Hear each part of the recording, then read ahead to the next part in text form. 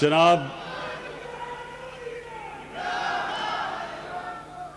علی ظفر صاحب اور ILF کے سارے پاکستان سے جو میرے تحریک انصاف کے وکیل آئے ہوئے ہیں، میں آپ سب کو خوش آمدید کہتا ہوں اور اس شاندار استقبال کا آپ کا شکریہ ادا کرتا ہوں۔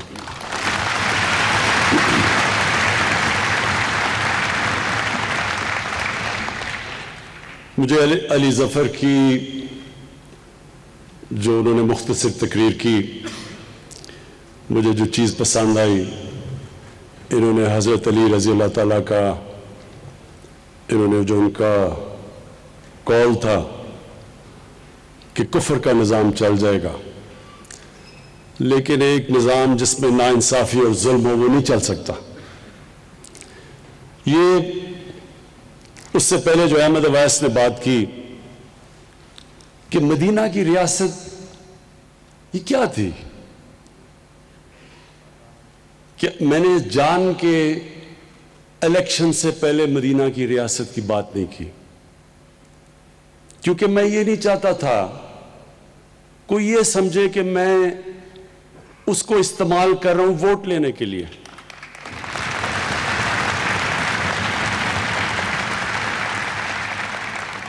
لیکن جب ہماری گورنمنٹ آئی تو میں ہر وقت لوگوں کو بتاتا ہوں کہ جب تک ہم اس ویژن کی طرف نہیں جائیں گے، وہ جو نظریہ تھا پاکستان کا، جو قائد اعظم نے بار بار انہوں نے کہا، ان سے جب پوچھا کہ پاکستان کی کانسٹیٹیوشن کیا ہوگی، انہوں نے کہا ہماری کانسٹیٹیوشن 1400 سال پہلے بن گئی تھی۔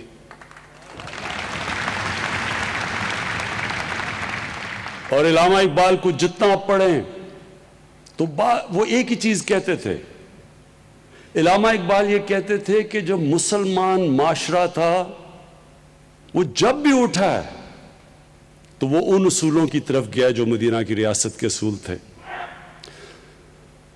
تو ILF آپ وہ لوگ ہیں جن کے اوپر بہت بڑی ذمہ داری ہے، کیونکہ جو مدینہ کی ریاست کا جو بیسس تھا وہ قانون کی بالادستی تھی، یعنی کوئی انسان قانون کے اوپر نہیں تھا۔ جب نبی صلی اللہ علیہ وسلم سے پوچھا کسی نے کہ جی وہ قریش کی خاتون ہے، اس نے چوری کی تو اس کو معاف کر دیں، تو انہوں نے تب کہا کہ میری بیٹی بھی اگر چوری کرے اس کو بھی سزا ملے گی۔ کوئی قانون سے اوپر نہیں تھا۔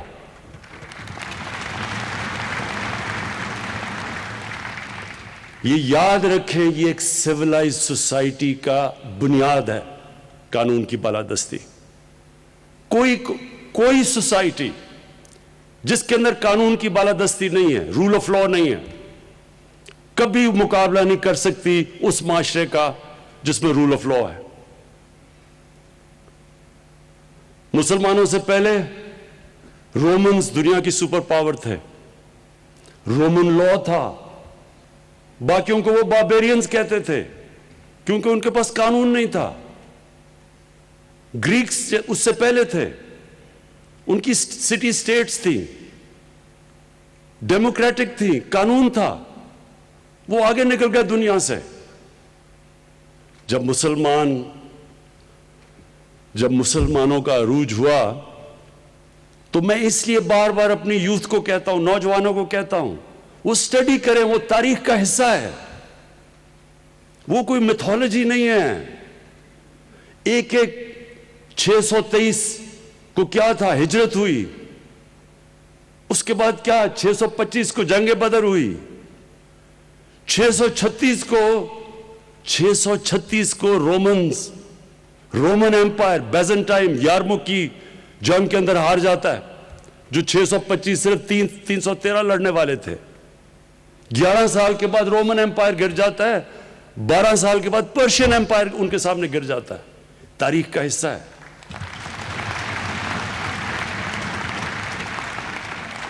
تو کیا وہ قدم اٹھائے ہمارے نبی صلی اللہ علیہ وسلم نے جس سے یہ اتنا بڑا دنیا کی تاریخ کا انقلاب آیا. یہ ہمیں اسٹڈی کرنا چاہیے. میں نے یہ اپنے ہائر ایجوکیشن کو کہا ہے کہ ہماری یونیورسٹیز کے اندر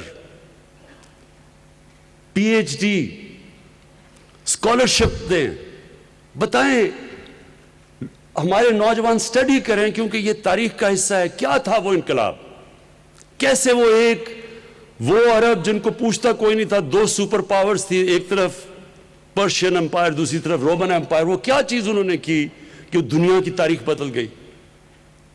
اور ایسا سارے سائنسدان مسلمان سب سے عظیم دنیا کی قوم بن گئی. تو یہ بڑا ضروری ہے. اس لیے ILF, اس لیے اللہ قرآن میں کہتا ہے کہ نبی صلی اللہ علیہ وسلم کی زندگی سے سیکھو, ان کی سنت پہ چلو. ان کی سنت پہ جو انسان چلے گا وہ بڑا انسان بن جائے گا, کیونکہ ان سے بڑا انسان کبھی آیا ہی نہیں ہے دنیا میں, نہ آ سکتا ہے.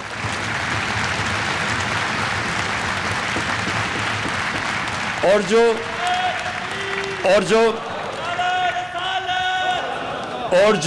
ایک منٹ سنو, اور جو مدینہ کی ریاست تھی, جو بھی ملک ان اصولوں پہ عمل کرے گا وہ اوپر اٹھ جائے گا. اس لیے اللہ ہمیں کہتے ہیں کہ ان کے راستے پہ چلو, ان سے سیکھو, کیونکہ ان سے بڑا رول ماڈل کوئی نہیں تھا. تو اس لیے ہمیں اس کو اسٹڈی کرنا چاہیے. اور اس میں جو نمبر 1 چیز ہمیں نظر آتی ہے قانون کی بالادستی. اور اس لیے یہ بڑا امپورٹنٹ ٹائم ہے پاکستان میں. یہ آپ سب کو سمجھنا چاہیے کہ یہ ایک پاکستان میں فیصلہ کن وقت ہے. یہ جو سارے بے روزگار سیاستدان اکٹھے ہو گئے ہیں,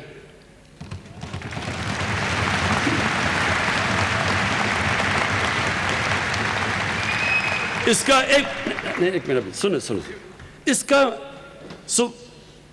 اب سب پوچھیں کہ یہ سارے اکٹھے ہوئے کیوں ہیں, اور اس کے اندر آپ کو سمجھ آ جائے گا کہ یہ کتنا فیصلہ کن وقت ہے پاکستان میں.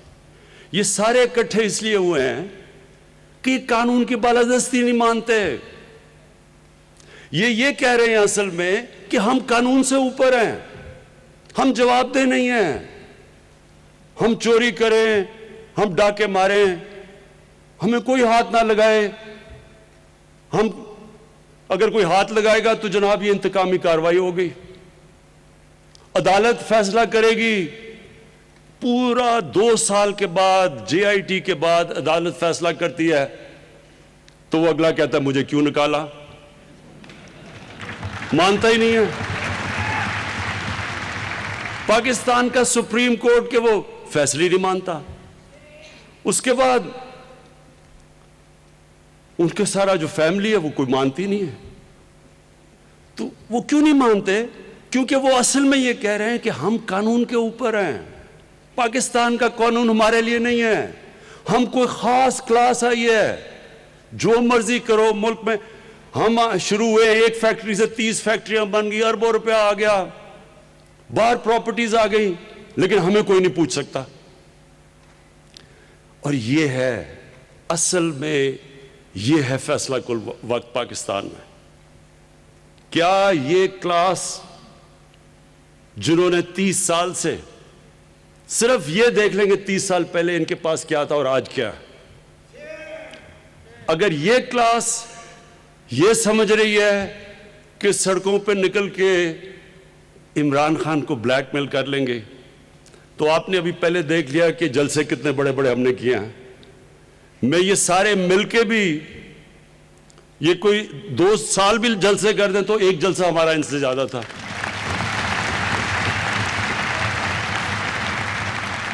اور اس کی وجہ ہے لوگ نکلتے ہیں کسی مقصد کے لیے, کسی نظریے کے لیے نکلتے ہیں. لوگ نکلتے ہیں ظلم کا مقابلہ کرنے کے لیے. لوگ کسی کی چوری بچانے کے لیے نہیں نکلتے. خود لندن بیٹھا ہوا ہے, کارکنوں کو کہہ رہے جناب آپ جا کے آپ سڑکوں پر نکلیں اور اس کی چوری بچائیں، وہ آپ قیمے کے نان بھی کھلا دیں وہ پھر بھی نہیں نکلیں گے۔ زبردستی لوگوں کو پیسے، اچھا مجھے یہ بھی پتا ہے کہ پیسے بھی بڑے چلانے کی کوشش کریں گے، یہ پیسے بھی آ رہے ہیں ان کے لیے۔ میں سارے ان کے کارکنوں کو کہتا ہوں پیسے بھی کھائیں، قیمے کے نان بھی کھائیں، لیکن آرام سے گھر بیٹھیں۔ لیکن مجھے ایک ان کا نیا سپوکس پرسن بنا ہے، اب میں کیا کہوں، ہمارے منسٹر کا بھائی ہے، نہیں منسٹر کا بھائی ہے، وہ مجھے کہتا، وہ میں دیکھ رہا تھا کسی ٹی وی پروگرام میں، کہتا کہ نواز شریف کو اس نے آیت اللہ خمینی کے ساتھ ملا دیا۔ کہتا آیت اللہ، ایک سن لو، کہتا کہ آیت اللہ خمینی بھی باہر چلا گیا تھا ملک سے۔ اب وہ دیکھ رہا تھا، میں اس کو بھی دیکھ رہا ہوں کہ کیا یہ لوگوں کو بیوقوف سمجھتے ہیں؟ کیا یہ سمجھتے ہیں کہ لوگوں کو پاگل بنایا جا سکتا ہے کہ آیت اللہ خمینی بھی باہر گیا تھا؟ آیت اللہ خمینی کو باہر زبردستی بندوق کی نوک پہ بھیجا گیا تھا، یہاں منتیں کر کر کے بیماریاں ہو گئیں، 6 بیماریاں ہو گئیں، 12 بیماریاں ہو گئیں۔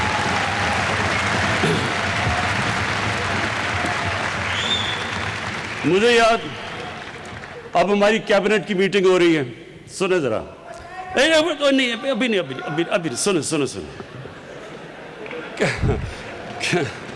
کیبنٹ کی میٹنگ ہو رہی ہے، ذرا سنیں۔ اب جناب کیبنٹ کی میٹنگ ہو رہی ہے، ہمیں ایک عدالت نے کہہ دیا کہ جی اگر نواز شریف کو کچھ ہو گیا تو گورنمنٹ ذمہ دار ہے۔ اب ہم عدالت کی بھی رسپیکٹ کرتے ہیں۔ کیبنٹ کی میٹنگ ہو رہی ہے، 6 گھنٹے میٹنگ چل رہی ہے، ڈاکٹرز بیٹھے ہیں کہ جی یہ بھی بیماری ہوگی، اس کو یہ بھی بیماری ہوگی، اس کو یہ بھی بیماری۔ اب ہم سارے بیٹھے پریشان سن رہے ہیں کہ اتنی بیماریاں ایک آدمی کو ہو سکتی ہیں۔ جب وہ اس کی ساری بیماریاں بتائیں تو میں دیکھ رہا تھا وہ کیبنٹ میٹنگ میں شیرین مزاری، ہماری ہیومن رائٹس کی جو منسٹر ہیں، اس کی آنکھوں میں آنسو آ گئے۔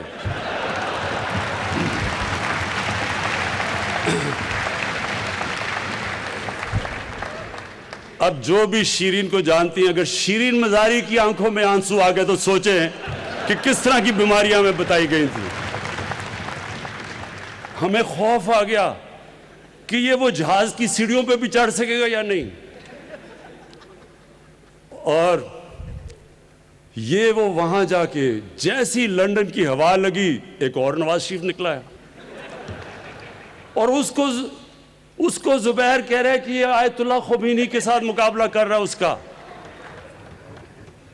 آیت اللہ خمینی سے ایران کی پبلک پیار کرتی تھی۔ آیت اللہ خمینی اس کے لیے ہیلی کاپٹر سے لاہور سے نہاریاں نہیں آیا کرتی تھی، وہ تھوڑا سا دہی اور روٹی پہ گزارا کرتا تھا۔ وہ جب آیت اللہ خمینی اس دنیا سے گیا تو وہ چھوٹا سا اس کا گھر تھا، وہی سرکار مدینہ کی ٹریڈیشنز پہ، ان کی سنت پہ چل رہا تھا۔ انہوں نے بھی مسجد نبوی میں رہے۔ جب مسلمانوں کی فوجیں سارے عرب پہ چھا گئی، انہوں نے محلات نہیں بنائے۔ آیت اللہ خمینی کی لنڈن میں اربوں روپے کی اس کے اور اس کے بچوں کی جائیدادیں نہیں تھیں۔ اس کی بیٹی کے پیناما پیپرز کے اوپر 4 بڑے بڑے مہنگے لنڈن کے فلیٹس اس کے بیٹی کے نام نہیں آ گئے۔ اس کو مقابلہ کرنا، کدھر آیت اللہ خمینی اور کدھر ہمارا نہاری کھانے والا۔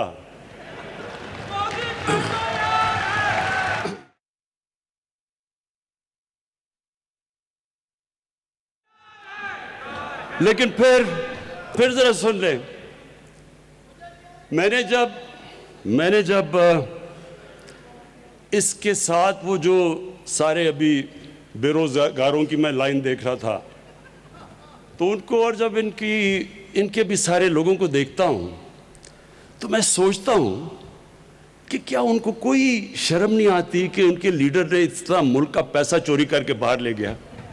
کوئی شرم نہیں آتی آپ کو کہ پہلے لوگ غربت کتنی ہے ہمارے ملک میں؟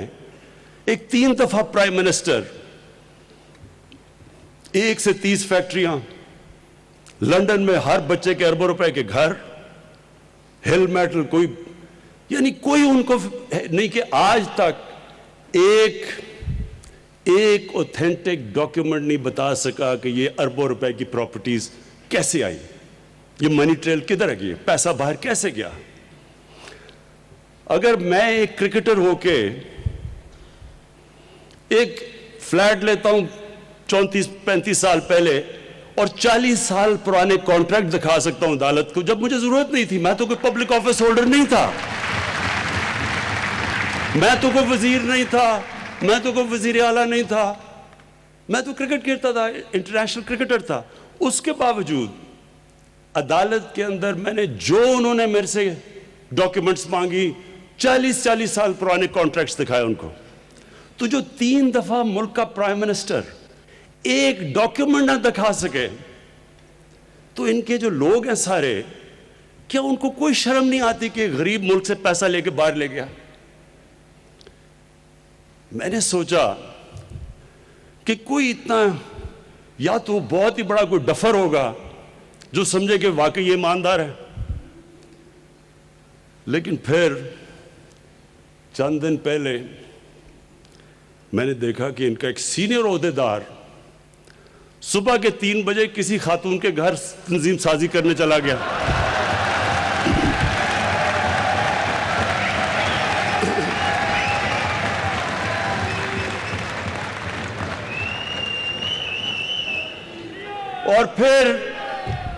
اور بڑا حیران ہوا کہ اس خاتون کے بھائیوں نے مارا کیوں اس کو۔ تو پھر میں نے سوچا کہ واقعی ان کی پارٹی میں ایسے لوگ ہیں جو واقعی سمجھیں گے کہ وہ ایمانداری سے پیسہ باہر لے کے گیا۔ دیکھیں، میرے آئی ایل ایف کے باشعور لوگ، آپ سب باشعور ہیں، آپ قانون جانتے ہیں، آپ اس ملک کی فیوچر ہیں۔ یہ ملک، یہ اللہ کی ایک نعمت ہے ہمارے لیے۔ میں آج آپ کو کہہ رہا ہوں کہ اللہ نے جو اس ملک پہ ہمیں دیا ہے، ہمیں نہیں اندازہ کہ اللہ نے کیا کیا نعمتیں بخشی ہیں، لیکن اپنے ذہن میں ڈال لیں کہ کوئی ملک ترقی نہیں کر سکتا جدھر رول آف لا نہیں ہوتا۔ جس ملک کے اور خاص طور پہ حکمران اپنے آپ کو قانون سے اوپر سمجھتے ہیں، وہ ملک کبھی آگے نہیں بڑھ سکتا۔ سوئٹزرلینڈ ہے، امیر ترین دنیا کا ملک ہے، کچھ بھی نہیں ہے اس سوئٹزرلینڈ کے پاس۔ ہمارے یہ جو ناردرن ایریاز کے جو پہاڑ ہیں، جو یہاں جس نے بھی یہ پہاڑ دیکھے ہیں، میں نے سوئٹزرلینڈ دیکھا ہے، وہ مقابلہ ہی نہیں کر سکتا جو خوبصورتی اللہ نے یہاں دی ہے۔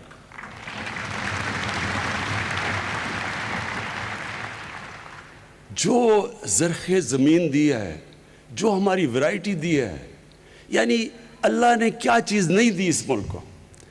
لیکن یہ ذہن میں ڈال لیں کہ کبھی بھی کوئی ملک جب اس کے حکمران اپنے آپ کو قانون سے اوپر سمجھتے ہیں اور جب وہ کرپشن پہ لگ جاتے ہیں، کوئی ملک ترقی نہیں کرتا۔ دنیا میں وسائل میں امیر ترین ملک ہیں، ہمارے سے بھی زیادہ وسائل ہیں، لیکن ہمارے سے زیادہ غربت ہے، کیونکہ وہاں بھی ایسے لوگ بیٹھے ہوئے ہیں حکمران جو ملک کا پیسہ چوری کر کے باہر لے جاتے ہیں۔ آج یہ آپ کو سمجھنا ہے کہ دنیا سے ہو کیا رہا ہے۔ ہم اکیلے نہیں ہیں جو پاکستان میں جدھر ہماری ریسورسز چوری کر کے باہر جا رہی ہیں۔ دنیا میں غریب، یہ ابھی رپورٹ آئی ہے کہ دنیا میں جو غریب ملک ہیں ان سے ہر سال 1000 ارب ڈالر چوری ہو کے جاتا ہے مغربی ممالک میں، لنڈن میں، بڑے بڑے فلیٹس میں، آف شور اکاؤنٹس میں۔ ہر سال 1000 ارب ڈالر غریب ملکوں سے امیر ملکوں پہ جا رہا ہے۔ اس لیے تو آپ دیکھ رہے ہیں کشتیوں میں لوگ کوشش کر رہے ہیں یورپ جانے کے لیے، مر رہے ہیں، ڈوب رہے ہیں امیگرنٹس جو ہیں، کیونکہ وہ جانا چاہتے ہیں ادھر، کیونکہ ان کے ملک کھوکھلے کر دیتے ہیں۔ یہی جو ایلیٹ ہے یہ چوری کر کے ملکوں کو کھوکھلا کر دیتی ہے۔ پیسہ جب یہاں سے باہر چلا جائے تو نوکریاں تو باہر ملیں گی. یہاں اسکولوں میں اور ہسپتالوں میں پیسہ کیسے خرچ ہوگا جب جو بھی سربراہ وہ اپنا چیک اپ بھی ملک سے باہر کروائے ہاسپٹل میں, تو یہاں ہاسپٹل کیسے ٹھیک ہوں گے؟ پیسہ تو باہر جا کے خرچ کر رہا ہے. تو یہ بڑا امپورٹنٹ ہے آپ کے لیے سمجھنا. یہ جو اس وقت جنگ ہو رہی ہے یہ فیصلہ کن جنگ ہے. یہ اسٹیبلش کرے گی کہ سارے لوگوں کے اوپر قانون جتنا مرضی طاقتور ہو, قانون کے وہ نیچے ہے, اور وہ جتنی مرضی یہ بلیک میل کریں. یہ میں آج آپ کو بتا دوں کہ جس دن جو مشرف نے کیا تھا, وہ پریشر میں آ کے وکلا موومنٹ چلی تھی جس میں ہم نے سب نے شرکت کی, مقصد تو اس کا کچھ اور تھا. ہم تو آزاد عدلیہ چاہ رہے تھے, اور شکر ہے آج پاکستان کی عدلیہ آزاد ہے.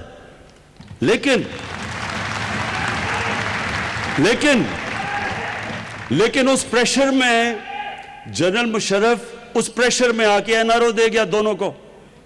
اور وہ این آر اوز نے پچھلے 10 سال میں جو اس ملک کے ساتھ کیا ہے, اس ملک کے جو انہوں نے معاشیت تباہ کی ہے, جو قرضے چڑھائے ہیں, ہمیں آگے کہتے ہیں کہ جناب آپ جواب دیں. ہمارے سے پوچھتے ہیں جب ایک ملک, ایک گورنمنٹ جتنا ٹیکس اکٹھا کرتی ہے سال میں, اس کا آدھا ٹیکس, اس کا جو آدھا پیسہ ہے وہ ان کے لیے ہوئے قرضوں کی قسطوں میں چلے جاتے ہیں, تو ملک آگے کیسے بڑھ سکتا ہے؟ بتائیں ہم کدھر سے پیسہ لائیں تعلیم پہ, صحت پہ, ہسپتالوں پہ؟ کیونکہ آدھا تو پیسہ ادھر چلے جاتا ہے سیدھا باہر قرضوں کی قسطوں پہ. تو تب تو یہ 10 سال میں ان کو کوئی فکر نہیں ہوئی کہ جناب ملک تباہ ہو رہا ہے.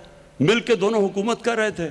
تب تو جمہوریت بھی نہیں خطرے میں تھی, معاشیت بھی نہیں خطرے میں تھی, جب قرضے چڑھا رہے تھے. خواتین و حضرات, انشاءاللہ آپ یہ اب دیکھیں گے کہ یہ جو پاکستان جدھر اب پہنچ گیا, انشاءاللہ آپ دیکھیں گے یہ, اس کو کہتے ہیں ٹپنگ پوائنٹ. جو مشکل 2 سال تھے وہ بڑی مشکلوں سے ہم نے نکال لیے ہیں. بڑے بڑے امتحان آئے, ہمیں شروع میں تو ڈیفالٹ سے بچنا پڑا. اس کے بعد یہ جو کووڈ کا آیا, ساری دنیا میں جو کرونا کا کرائسس آیا, جس طرح پاکستان نکلا ہے وہ جس طرح علی ظفر نے کہا ہے, WHO کہہ رہی ہے کہ پاکستان ان 4 ملکوں میں سے ہے جو سب سے بہترین طریقے سے وہ کووڈ سے نکلے ہیں.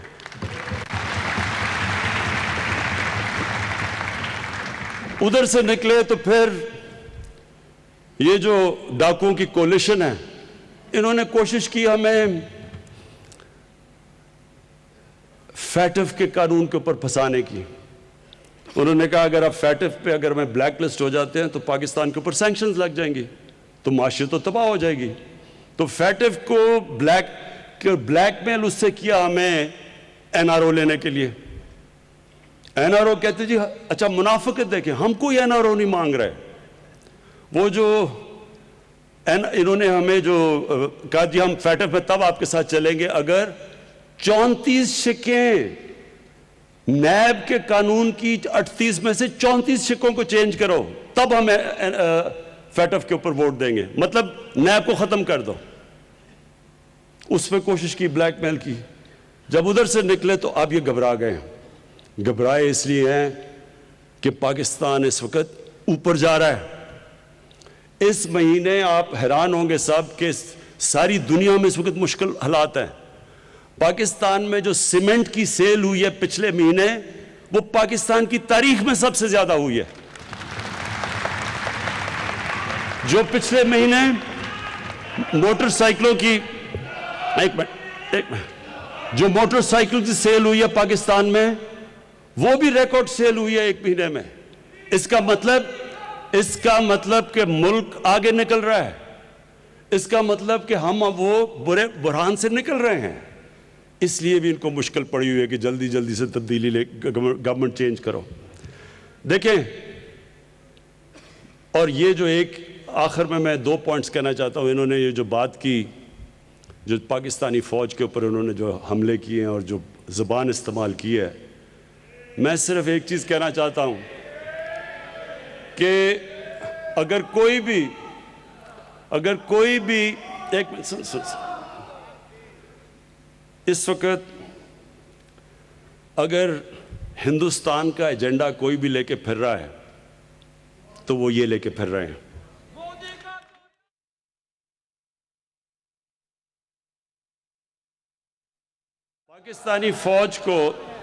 پاکستانی فوج کے جو یہ زبان استعمال کر رہے ہیں، یہ وہی ایجنڈا ہے جو فیٹف کا ایجنڈا ہے، جو ہندوستان پوری کوشش کر رہا ہے پاکستان کو بلیک لسٹ کرنے میں. یہ وہی ایجنڈا ہے کہ اگر پاکستانی فوج کمزور ہوتی ہے تو آپ خود ہی دیکھ لیں مسلمان دنیا میں اس وقت کیا ہو رہا ہے. لیبیا سے لیں، سیریا میں چلے جائیں، عراق میں جو کیا ہوا، افغانستان میں کیا ہوا، صومالیہ میں کیا ہو رہا ہے، یمن میں کیا ہو رہا ہے، ساری مسلمان دنیا میں آگ لگی ہوئی ہے. جس طرح علی ظفر نے کہا ہمیں فخر کرنا چاہیے اپنی فوج کو کہ اتنا بڑا جو دہشت گردی کی یا جنگ چلی، آج ہم محفوظ ہیں. ان کی قربانیوں کی وجہ سے ہم محفوظ ہیں. اور یہ پاکستانی فوج کے اوپر یہ جو انگلیاں اٹھا رہے ہیں، میں ان سے سوال پوچھتا ہوں کہ مجھے کیوں نہیں کوئی پرابلم؟ مجھے کوئی پاکستانی فوج سے کیوں پرابلم نہیں ہے؟ مجھے کیوں ہر جگہ پاکستان کی فوج کھڑی ہے پاکستانی گورنمنٹ کے ساتھ، ہر ایجنڈا کے ساتھ کھڑی ہے، ہمیں کیوں نہیں پرابلم؟ کون سا میرا منشور ہے جس کے پیچھے ہماری فوج نے مدد نہیں کی؟ بلکہ ادھر جدھر فوج نہیں بھی کرتی، مثلا کرونا میں انہوں نے ہماری مدد کی، فوج کا تو کام نہیں تھا.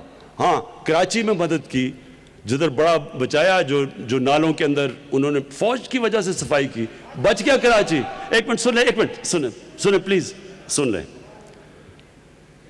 تو میں ذرا آج کو بتانا چاہتا ہوں کہ ان کا مسئلہ کیا اور مجھے کیوں نہیں کوئی مسئلہ. یہ آپ نے سب نے سمجھنا ہے کہ یہ ایشو ہے کیا.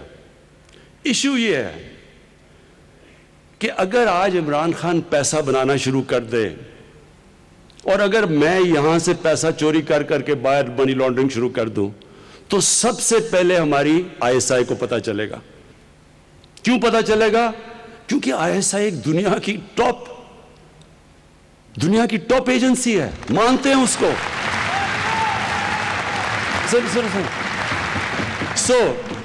یہ ذرا سمجھنے کی کوشش کریں آپ. مجھے اس لیے نہیں پرابلم کیونکہ ISI کو پتا ہے کہ عمران خان کیسی زندگی گزار رہا ہے. ان کو کیوں پرابلم ہے؟ کیونکہ باقی سارے اداروں کو تو یہ کنٹرول کر کے بیٹھ جاتے ہیں. جو سپریم کورٹ کے اندر جب وہ کیس چل رہا تھا پینما کا، تو سپریم کورٹ کے اندر جسٹس کھوسا نے کیا کہا تھا؟ انہوں نے کہا سارے پاکستان کے ادارے مفلوج کر دیے گورنمنٹ نے. کوئی بھی پاکستان کا ادارہ انڈیپینڈنٹ فنکشن نہیں کر رہا، نہ نیب کر رہی ہے، نہ SCCP کر رہی ہے، نہ FBR کر رہی ہے. کوئی بھی ادارہ یہ گورنمنٹ کو چیک نہیں کر رہا. جن کا کام چیک اور بیلنس کرنا ہے وہ سارے ادارے کنٹرول کر لیتے ہیں. ایک ادارہ رہ جاتا ہے، اب ان کو پتا ہے کہ پاکستان ISI کو ساری ان کی چوری کا پتا ہے. اب اس کو کنٹرول کرنے کی کوشش ہوتی ہے اور ادھر لڑائی ہوتی ہے. اس لیے تو نواز شریف کی ہر آرمی چیف سے لڑائی ہو جاتی ہے، کیونکہ وہ اس کو پنجاب پولیس بنانا چاہتا ہے. اور کیونکہ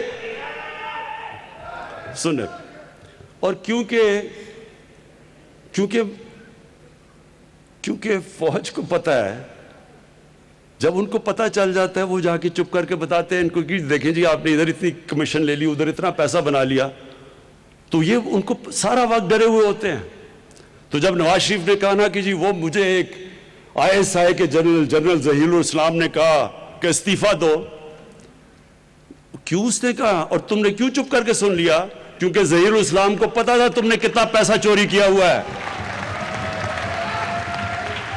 اور تو اس لیے آپ سمجھ جائیں کہ اس کا مسئلہ کوئی ڈیموکریسی نہیں ہے. ڈیموکریسی تو میں ہوں، پاکستان کی سب سے زیادہ ووٹ لے کے آیا ہوں، پاکستان کی تاریخ میں 5 حلقوں سے جیتا ہوں.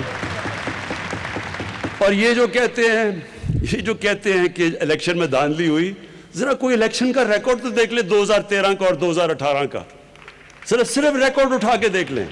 2013 میں 140 تقریباً پٹیشنز تھیں جنہوں نے الیکشن کو کویسچن کیا 2013 میں نیشنل اسمبلی میں، اور 2018 میں 90 تھیں، اور 90 میں سے آدھی تحریک انصاف کی تھی. تو اگر پٹیشنز بھی آدھی آئیں, 50% کم آئی ہیں, ان میں سے آدھے پی ٹی آئی تھی. تحریک انصاف کئی جگہ 50 ووٹ سے ہاری ہے, کئی جگہ 100 ووٹ سے ہاری ہے. تو اگر دھاندلی ہوتی تو کم از کم ہمیں کوئی کولیشن کی تو ضرورت نہ پڑتی اب تک. پوائنٹ میں یہ کہہ رہا ہوں کہ ہم پہلے دن سے تیار تھے کہ کھول دو الیکشن. انہوں نے تو 4 مہینے ہلکے کہے تھے, 1 سال لگایا کھولنے میں, وہ بھی دھرنا دینا پڑا. تو ہم تو پہلے دن, کیونکہ ہمیں پتہ ہم نے دھاندلی نہیں کی.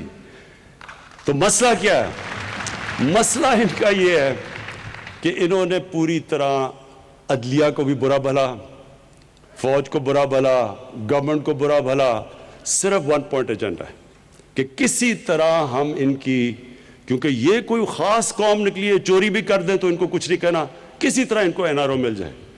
یہ آج آپ کے سامنے سب کے میں کہہ رہا ہوں, جس دن ان کو این آر او ملا, یہ اپنے ذہن میں ڈال لیں, یہ پاکستان کی تباہی ہوگی. پاکستان اس کے بعد نیچے جائے گا, پاکستان میں قانون کی بالادستی ختم ہو جائے گی. اگر ان کو این آر او دینا ہے تو بیچارے غریب لوگ جو جیلوں میں گھسے ہوئے ہیں, ان کا کیا قصور ہے؟ ان کی تو لاکھوں کی چوروں میں بیچارے وہ جیلوں میں پڑے ہوئے ہیں, اور یہ اربوں کی چوری والے کہہ رہے جی ہمیں معاف کر دو.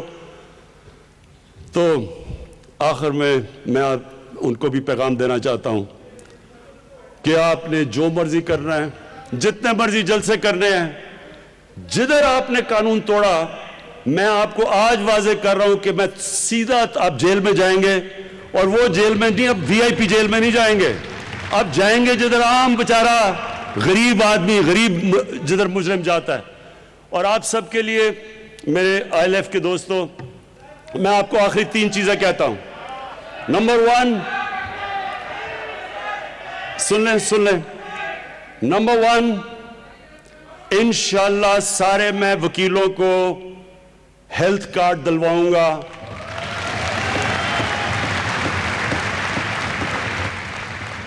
کیونکہ ہمیں پتہ ہے زیادہ تر جو وکیل وہ مشکل محنت کش لوگ ہیں, اور ان کے لیے اگر ایک گھر میں بیماری ہو جائے تو انشاءاللہ ہم آئی ایل ایف کو ایک ہیلتھ کارڈ, اور اس کے لیے پوری ہم تیاری علی ظفر کے ساتھ ہم کر رہے ہیں. نمبر 2, جو ہم احمد اویس نے کہا تھا کہ گھروں کا, کہ گھر ہونا چاہیے, چھت ہونی چاہیے,